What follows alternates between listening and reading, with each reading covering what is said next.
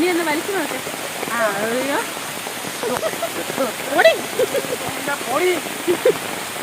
പത്തനംതിട്ട അടൂർ നെല്ലിമുകളിൽ തെരുവുനായയുടെ തല പാത്രത്തിൽ കുടുങ്ങി. പിന്നാലെ ഫയർഫോഴ്സ് സംഘം എത്തി നായയെ രക്ഷപ്പെടുത്തി.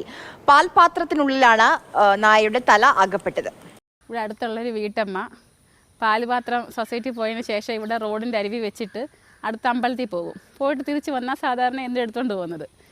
ഈ പുള്ളിക്കാരി പാത്രത്തിനകത്ത് അവിടെ അടുത്ത ചായക്കടന്ന് 2-3 കേക്കും കൂടെ വാങ്ങിച്ചിട്ടേക്ക്.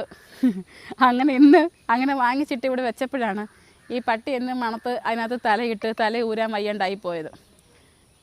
ഒരുപാട് നോക്കി, പട്ടിയും ആളുകളും എല്ലാം ഒരുപാട് നോക്കി ഊരാൻ പറ്റുമെന്ന് അറിയാൻ വേണ്ടിയിട്ട്. പക്ഷേ രക്ഷയില്ല. പിന്നെ ഫയർഫോഴ്സിനെ വിളിച്ച് അവർ വന്ന് പിന്നെ അറുത്ത് മാറ്റി, നാട്ടുകാരും കൂടി ചേർന്ന് അറുത്ത് മാറ്റി പട്ടിയെ രക്ഷപ്പെടുത്തി.